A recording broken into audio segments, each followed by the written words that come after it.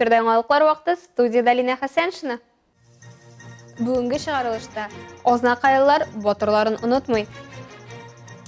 Район башлығы Шираттағы туры эфирында көтерген темалар нинди? Хоккейның яңа сезоны башланды. Бір кімде бір нәрседе ұнытылмай. Ознақай районда Бүйік Ватан соғышында хабарсыз юғалған Ибрахим Шамил Зәкиұлының жәсәді алып қайтып жерләнді. 1 май ауылы егітін 1 май күнді Сергей Белкин жетекшілігіндегі пионер істабарлар отряды командасы таба. Бу хакта тулырак алдағы видео язмада. Ел сайын істабарлар түркімнәре тарафыннан жер астыннан хәбәрсез югалганнарның сөйәкләре табыла. Быел гына да 235 солдатны күтәргәннәр. Шуларның 17сенең генә исеме ачыкланган. Алар арасында Шамил Ибрахимов та бар. Шамил Зәки улы 1923 елда туган. Сугышка киткәндә аңа әле 19 яшьтә тулмаган була. В марте 1942 года, в 19-летнем возрасте, с военкомата Тумуктукского района, тогда называлось, он был призван. 19 лет было Шамилю. В сентябре 1942 года под Тверью, сейчас Тверь, тогда назывался Калининградский район, область, да, он погибает. Шарада Шамил солдатның туганнары, авылдашлары, хәрби комиссарияттан, әфганчылар оешмасыннан вәкилләр, мәктәп укучылары, дин әһелләре, район җитәкчелеге катнашты. Алар 3 бер туган булганнар. Шамил абый улысы, Габделәхәт минем әти һәм Госман абый. Шамил абый белән бергә аның әтисе Зәки бабай да сугышка киткән. Зәки бабай инде безнең эссез югалган, аның кайда ул Ленинград сугышында катнашкан, аның кайда җирләнгәнен без белмибез. Шамил Ибрахимовның җәсәден район башкарма комитеты җитәкчесенең социаль мәсьәләләр буенча урынбасары Дамир Гыйләҗев шәхсән үзе барып алып кайткан. Ул якларда кичергән тәэсирләре белән дә уртаклашты. Сугыш булган бүтән җирләрне карап йөрдек. Мин тормышка икенче күзлектән карап кайттым. Менә анда булган җирләр, анда үләннән башка, агачтан башка бер әйбер дә юк. Biz ул җиргә тимибез, кагылмыйбыз диләр, чөнки һәрбер үлән тамырында кеше җаны ята. Сугышка 1 май авылыннан 440 кеше киткән, шуларның яртысы гына исән-сау әйләнеп кайткан. Бик матур итеп язылган үзенең хаты булган. Һәм хаты менә шушындай капсулда булган, һава керми торган. Һәм менә шушы колагы, шушында үзенең фамилиясын, исемен, башка хәрефләрен уеп язган ул. Менә шушы һәм кисәсендә булган берничә акча. Берничә тиен акча, менә шушы булган әйберләрен бөтенесендә мин сезгә тапшырам. Хәбәрсез югалганнарны эзләү эшләре дәвам итә. Район буенча алганда агымдагы елда гына да 60 солдат табылган. 80 ел вакыт узганнан соң Шамил Ибрахимов үзенең әнисе янына, туган якларына әйләнеп кайта. Бу 1 май авылына алып кайтылган 2нче солдат. Илмира Шәрифуллина, Рөстәм Әкбәров, Яңалыклар вакыты, Луч, Әлмәт телекомпаниясе. Татарстан Республикасының Нефть башкаласы яна бүтән Россиядән спортчыларны кабул итәргә әзер. Музыкаль марафон оештыручы Тимирман төркеме инде 7нче тапкыр спортчыларны йөгерү дистанциясында көтә. Бу турыда район башлыгы Тимур Нугманов ВКонтакте шелтәрендәге туры эфирында да сөйләде. Башлык тагын нинди темалар күтәрү турында алдагы сюжетта.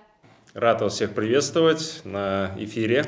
Сүз башында Тимур Нугманов узган бәйрәмнәр белем бәйрәме һәм нефтчеләр көне турында әйтеп узды. Һәм оештыручыларга рәхмәт белдерде. В этот раз на площади Нефтчена собрал, по нашим оценкам, рекордное количество участников, то есть такого большого количества людей площадь Нефтче пока еще ни разу не видела. Башлык шулай ук көннәр суыту рәвешле безнең ишегалды программасын туктатып торырга карар кылыну турында әйтеп узды. Алар көтелгән әбиләр чуагында уздырылачак. Көз җитү белән суыклар килде һәм сезон авырулардан сакланырга кирәк. Шулай ук коронавирус та юкка чыкмады. Авыручылар саны арта. Күбесенчә өйдә генә авырсалар да, авыру барышы рәхәт түгел. Аннан саклану өчен иң эффектив усул һаман да вакцинация булып тора. Лично я прошел 2 этапа вакцинации спутником В. Первую вакцинацию я сделал... Шәхсән мин 2 вакцинация этабын уздым. Беренче вакцинаны мин җилкәгә ясадым. 21 көннән соң, ягъни кичә мин вакцинаның икенче компонентын яңа форматта, борынга тамызу юлы белән ясадым. Белгечләр мондый ысулны тәкъдим итә, чөнки бүгенге көндә ул өстенрәк. Моның өчен махсус насадкалар кичә безнең больницага килде. Мондый прививкаларга язылу мөмкинлеге бар. Первый компонент делать уколом, а второй компонент делать назально. Насадки специальные приспособления для назального введения. Сегодня, вчера как раз у нас поступили централизованно в нашей больнице.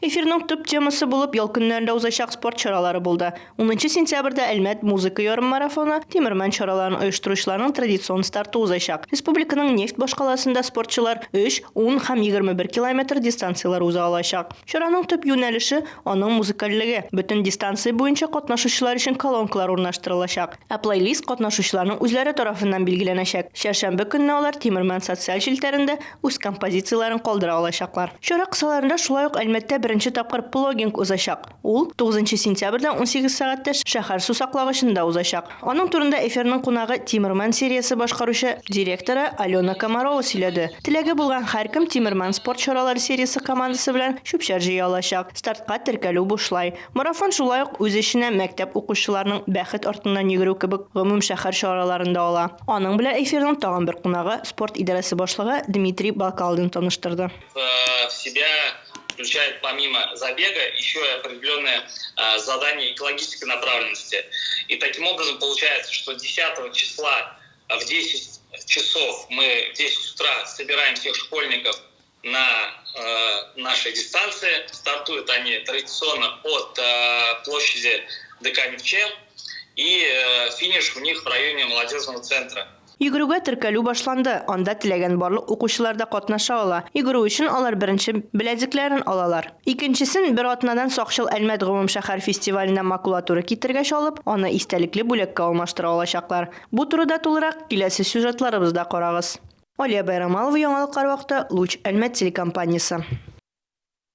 7 сентябрьдә төнге 1-дә Югары Акташ авылы Зәй урамы адресы буенча шәхси йортта янгын турында хәбәр килә. Аның нәтиҗәсендә шәхси торак йорт ут белән тулысынча юк ителә. Янгын мәйданы 60 квадрат метр тәшкил итә. Зыян күрүчеләр һәм үлүчеләр бәхеткә юк. 1 сәгать алданрак Түбән Мактама бистәсе Каюмов урамы адресы буенча урнашкан шәхси йортның йокы бүлмәсендә янгын чыга. Ут йокы бүлмәсендә, коридорда һәм кухняда җиһаз, әйберләр һәм түшәмне юк итә. Янгын мәйданы 50 квадрат метр тәшкил итә. Зыян күрүчеләр һәм үлүчеләр юк. Янгыннар сәбәбе Әлмәт муниципаль районы буенча күзәтчелек эшчәнлеге һәм профилактика эше бүлеге тикшерүчеләре тарафыннан билгеләнеләчәк. Нефтчеләр көндәге иң зур спорт чараларының берсе Нефтчеләр мәйданында урнаштырылган сәхнәдә Әлмәтлеләргә Нефтяник командасының яңартылган составы белән таныштыру булды. Иң башта сәхнәгә команданы берничә ел рәттән тәкъдим итүчеләр менде. Алардан соң яңа тренерлар штабы һәм клубның җитәкчелеге, Нефтяник Әлмәт хоккей командасы башкарма директоры Рөстәм Гатин һәм селекция эше буенча менеджер Игорь Фадеев чыкты. Алга таба һәр яңа уенчыга алар быел 11 кеше уен майкалары тапшырылды. Рөстәм Гатин барлык хоккей сөючеләрне һәм спортчыларның үзләрен җылы сәламләде. Аннары хоккейчылар тавыш биреп үзләре сайлаган команданың яңа капитаны җавап сүзе белән чыгыш ясады. Ярослав Альшевский Әлмәтлеләрне юбилейный трибуналарына чакырды. Иртәгә Әлмәтнең югары хоккей лигасында уйнаучы Нефтяник хоккей командасы яңа сезонын башлаячак. 18 сәгать 30 минутта юбилейный спорт сарае бузында Южный Урал командасы белән уйный башлаячак. Ә яшьләр хоккей лигасында чыгыш ясаучы Спутник инде икенче уенын уздырачак. Чемпионатны җиңү белән башлаган Спутник командасы кая кем белән уйнаганы алдагы материалда. Орск шәһәрендә Сарматлар белән узган матч Әлмәтнең Спутниги өчен салкын душтан башлана. Уенның 3-нче минутында хуҗалар исәпне ача. Тиздән исәптәге өстенлекләрен икеләтәләр. Тәнәфестән соң Артур Алёхин безнең капкага 3-нче алканы җибәрә. Бары шуннан соң да Әлмәт хоккейчылары куркыныч һөҗүм ясый ала һәм Матвей Говорков артта калуны киметә. Алга таба Егор Зибзеев башлаган комбинацияны Ралиф Кашапов алка кертү белән тәмамлый. Ярослав Арефьев да Әлмәт командасының исәбен арттыруга өлеш кертә. 2 минутта үтми Рияз Галиев көндәш зонасына керә һәм таблода 3-3 исәбе теркәлә. 51-нче минутта Спутникның капитаны Данила Курков өстенлекне арттыра. Бераз соңрак Әлмәтлеләр тагын бер алка кертә. Ләкин боз хуҗалары уенга интриганы кайтара ала. Сарматлылар 4-нче голларын кертә. Спутниклылар башка рөхсәт итми һәм матч 4-5 исәбе белән тәмамлана. Шулай Шулай итеп, Әлмәтнең Спутник командасы чемпионатны җиңүдән башлый һәм Тольятти шәһәренә юл тота. Иртәгә калабыз спортчылары Ладья командасы белән очрашачак. Арт Сабантуй конкурсында катнашучы иҗади эшләр өчен тавыш бирү дәвам итә. Идел буе Булгар дәүләтендә ислам динен кабул итүгә 1100 ел тулу уңаеннан Идел буе Булгары гасырлар аша караш темасын яктыртучы күчмә күргәзмә ялларда Нефть институты кампусында, киләсе атнада Политехника техникумында һәм Панорама сәүдә үзәгендә урнашачак. 20 сентябрьдән 22-сенә кадәр Иске Әлмәт мәдәният йортына, ә 23-24 сентябрьдә калабызның картиналар галереясына килә, яки artsabantуй.ру сайтына кереп, күңелегезгә хуш килгән эш өчен тавыш бирә аласыз. Барлыгы конкурста 20 картина катнаша.